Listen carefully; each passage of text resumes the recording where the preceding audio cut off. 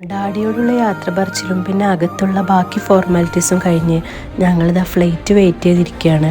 വേറെ ഏതൊക്കെയോ ഫ്ലൈറ്റുകൾ വരുന്നതും പോകുന്നതുമായിട്ട് കുട്ടികൾക്ക് കാണാൻ ഒരുപാട് കാഴ്ചകൾ അവിടെ ഉണ്ടായിരുന്നു. അവരതെല്ലാം നോക്കിക്കൊണ്ട് നിൽക്കുകയായിരുന്നു. അതിൻ്റെ ഇടയിലും വന്ന് ചോദിക്കുന്നുണ്ടായിരുന്നു ഡാഡി പോയോ വിളിച്ചോ എന്നൊക്കെ. ഫ്ലൈറ്റിൽ ഇനി 4 മണിക്കൂർ ഇരിക്കണമല്ലോ എന്ന് ഓർക്കുമ്പോൾ ഇപ്പം തന്നെ ഒരു ചടപ്പാണ്. സത്യത്തിൽ ഏറ്റവും ബോറിങ് യാത്രയായിട്ട് എനിക്ക് തോന്നിയിട്ടുള്ളത് ഫ്ലൈറ്റിലുള്ള യാത്രയാണ്. മറ്റേത് വണ്ടിയിൽ പോകുമ്പോഴും നമുക്ക് പുറത്തെ കാഴ്ചകളും മറ്റും കാണാൻ പറ്റും.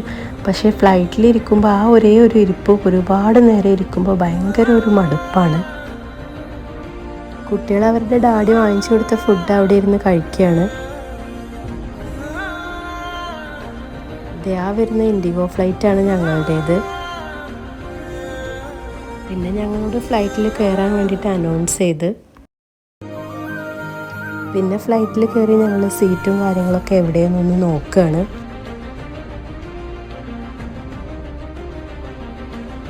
എന്നിട്ട് ഞങ്ങൾ സീറ്റും കാര്യങ്ങളൊക്കെ കൺഫേം ചെയ്ത് അവിടെ ഇരുന്നു.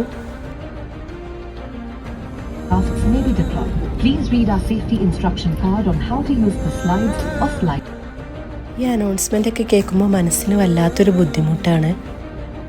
എനിക്ക് മാത്രമാണോ ഇങ്ങനത്തെ ഫീലിങ്സൊക്കെ എന്ന് ഞാൻ ഓർക്കാറുണ്ട്. ആയിരിക്കാൻ സാധ്യതയില്ല. എന്നെ റിലേറ്റ് ചെയ്യാൻ പറ്റുന്ന ഒരുപാട് പേരുണ്ടാവും എന്നുള്ളത് എനിക്ക് ഉറപ്പാണ്.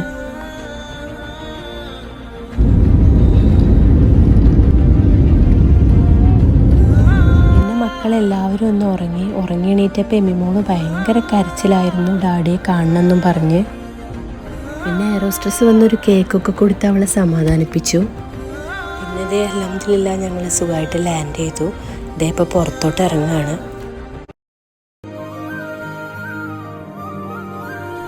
പറഞ്ഞ ടൈമിന് മുമ്പ് ഞങ്ങൾ ലാൻഡ് ചെയ്തെങ്കിലും ഞങ്ങളെ ലഗേജ് കിട്ടാൻ ഒരുപാട് വൈകി.